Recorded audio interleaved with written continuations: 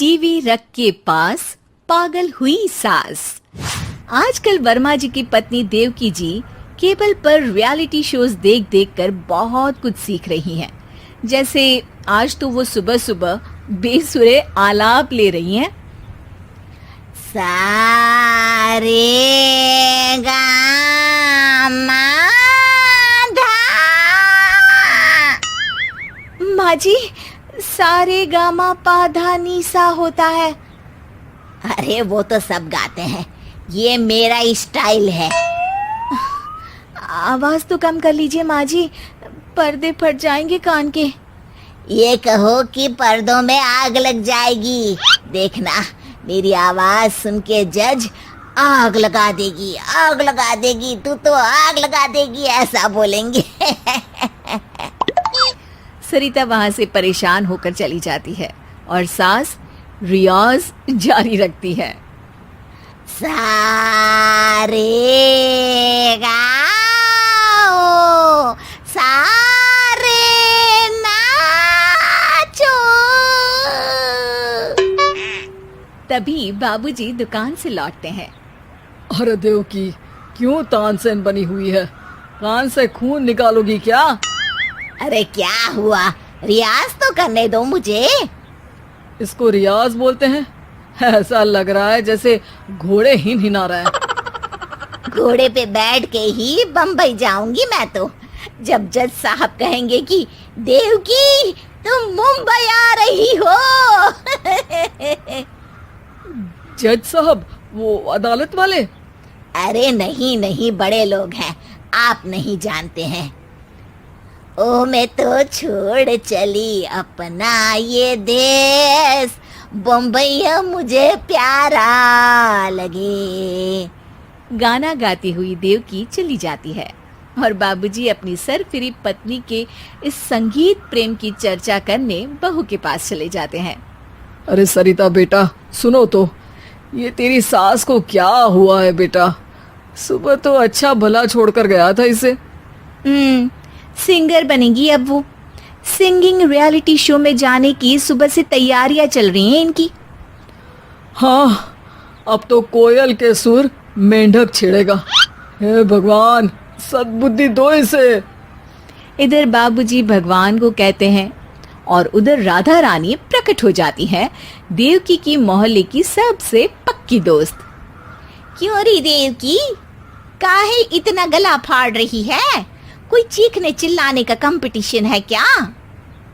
अरे ये देख, नया सिंगिंग शो, मैं भी गाऊंगी, हिंदुस्तान के दिलों की धड़कन बनूंगी। अरे इतना बेसुरा गा के दिलों की धड़कन नहीं, दिलों का अटैक बन जाएगी।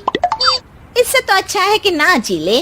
वैसे भी दिन भर मोहल्ले में नाचती तो रहती है तू, कभी इसके घर कभी उसके घर। देवकी को समझ में आ जाता है कि उसका गाना किसी को पसंद नहीं आ रहा। अगले दिन सरिता देखती है कि सास पैरों में घुंघरू बांध के नाच रही है। अरे माँ जी, क्या मंजुलिका बनी हुई है आज आप? अरे नाचने दे बहू, जब तक है जान जाने जहां मैं नाचूंगी। अरे माँ जी, अभी जान निकल जाएगी इतनी जोर से नाचेंगी तो। अरे अरे, क्या कर रही हो? अरे दिख नहीं रहा, डांस कर रही हूँ।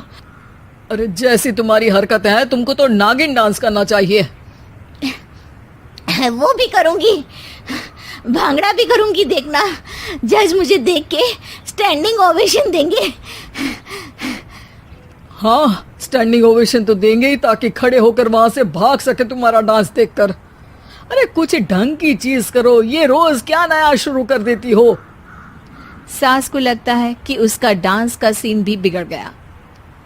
अब वो टीवी देख के कोई और कलाकारी ढूंढने लगती है। तभी उसे टीवी पर खतरों के खतरनाक खिलाड़ी शो दिखता है, जिसमें लोग अलग अलग स्टंट करते हैं। बस देवकी को नया काम मिल जाता है। अगले दिन सुबह देवकी डंबल लेकर कसरत करने लगती है। माँ जी, ये क्या कर रहे हैं आप? अरे खली जैसे बनकर खलबली मचा दूंगी। कल मैंने खतरों के खतरनाक खिलाड़ी देखा, और सोच लिया कि मुझे वही जाना है। हाँ बस। तभी वहाँ बाबूजी भी आ जाते हैं। अरे इतना भारी डंबल, अरे गिर मत जाना कहीं लेकर। अरे चुप करो, तुमसे कुछ नहीं होता इसका मतलब ऐसा नहीं कि मुझसे भी कुछ नहीं होगा। मैं तो खतरों के खतरनाक खिलाड़ी में जाने वाली हूँ। हाँ मैं तो इस शो में तभी गया था जब तुमसे शादी हुई थी। तुमसे शादी करना भी खतरों के खतरनाक खिलाड़ी में जाने से कम थोड़ी ना। अब चुप भी रहिए। अरे बहू, वो भारी वाला डंबल उठा कर ला तो। अरे ना माँ जी, आप संभाल नहीं पाओगी। अरे मैंने टीवी में देखा था, एक आदमी कार उठा लेता है, इतना तो मैं उठा ही सकती हूँ ना। बहू घबराते हुए भारी वाले डंबल माँ के हाथ में दे देती है। जैसे ही माँ दोनों हाथ ऊपर करती है, पूरे शरीर का बैलेंस बिगड़ जाता है और वो पीछे की तरफ गिर जाती है। डंबल जाकर टीवी में लगता है और टीवी फूट जाती है। माँ जी, उठिए माँ जी। बाबूजी बहुत तेज हंसने लगते हैं। बाबा बाबा, टीवी और बीवी दो टेंशन थे मेरे, आज एक कम हो ही गया। बहू भी सास को उठाते उठाते इस बात पर ताली बजाकर हंसने लगती है और देवकी फिर से गिर जाती है। और इस बार देवकी भी अपनी बेवकूफी पे हंसी रोक नहीं पाती।